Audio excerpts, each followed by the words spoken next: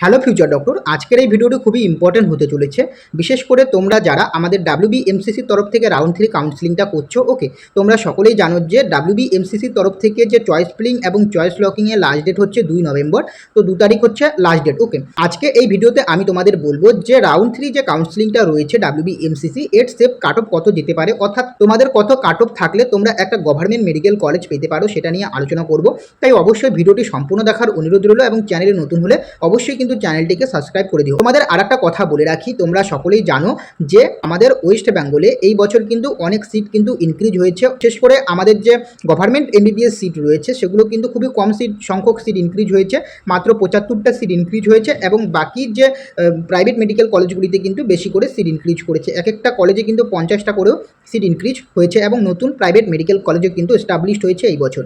তো এখন আমি তোমাদের বলছি সেফ স্কোর কত যেতে পারে। ওকে, তার আগে আর একটা কথা বলছি, আমি যে কাট অফটা যেটা বলবো আমি তোমাদের, সেটা কিন্তু তোমাদের যে রাউন্ড 3 যে কাট অফটা কিন্তু বলাটা খুব মুশকিল কত যেতে পারে, কিন্তু আমি তোমাদের একটা টেন্টেটিভ বলছি। ওকে, প্রথমে আমি জেনারেলদের কথা বলছি। ওকে, জেনারেলদের কাট অফ যেতে পারে হচ্ছে 46,100 থেকে 46,290। ওকে, 46,100 থেকে 46,290 কিন্তু যেতে পারে জেনারেলদের জন্য। ওকে, নেক্সট হচ্ছে ওবিসি এ যারা রয়েছে, ওবিসি এদের যেতে পারে 51,100 থেকে 51,400।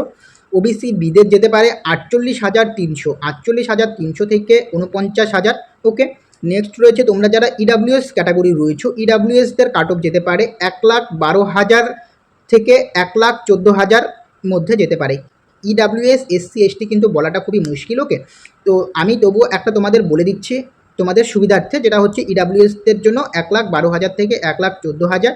নেক্সট হচ্ছে SC SCদের যেতে পারে 1,76,000 থেকে 1,76,500 এবং STদের যেতে পারে হচ্ছে 6 লাখ থেকে 6,20,000 এর মধ্যে কিন্তু STদের যেতে পারে। আমি যে এই যে কাট অফটা তোমাদের বললাম category wise, general, OBC, SC ST, EWS, okay, এটা কিন্তু আমি টেন্টেটিভ বললাম, এর মধ্যে যেতে পারে। ওকে, তো তোমরা এটা ভেবে না যে এর মধ্যেই যাবে, আমি যে কাট অফটা বলছি এর মধ্যেই যাবে। ওকে, এর মধ্যে নাও যেতে পারে, কারণ রাউন্ড 3 যে তোমাদের যে কাট অফটা এটা খুবই বলা মুশকিল, কারণ সিট ম্যাট্রিক্স না আসা অবধি কিন্তু কাট অফটা বলাটা খুব টাফ হয়ে যায়। ওকে, আজকের ভিডিওটি এটাই ছিল যে তোমাদের যে কাট অফটা কত যেতে পারে, সেফ কাট অফ, এটাই ছিল আজকের এই ভিডিওটি। তার আগে তোমাদের আর একটা কথা বলে রাখি, তোমরা যারা যারা রাউন্ড 3 কাউন্সেলিং করছো সেটা তো করবে। ওকে, এবং তোমরা যারা ভাবছো যে পাবে কি পাবে না, আমি বলবো যে তোমরাও কিন্তু একবার করে নিতে পারো। ওকে, কারণ কখন কত কাট অফ যায় সেটা কিন্তু বলা মুশকিল। ওকে, সেই কারণে আমি বলছি তোমাদের স্কোর বা র্যাঙ্ক যতই থাকুক না কেন, যদি তোমাদের স্কোর র্যাঙ্ক যদি বর্ডার লাইনে থাকে তোমরা অবশ্যই কিন্তু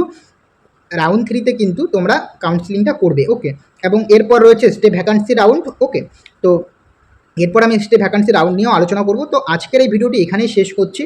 তো আশা করি তোমাদের ভিডিওটি ভালো লেগেছে। ভিডিওটি ভালো লাগলে অবশ্যই চ্যানেলটিকে সাবস্ক্রাইব করবে এবং তোমরা যারা এখনও অবধি টেলিগ্রাম গ্রুপে জয়েন্ট হওনি অবশ্যই কিন্তু টেলিগ্রাম গ্রুপে জয়েন্ট হয়ে যাবে। ওকে, তো দেখা হচ্ছে পরের ভিডিওতে।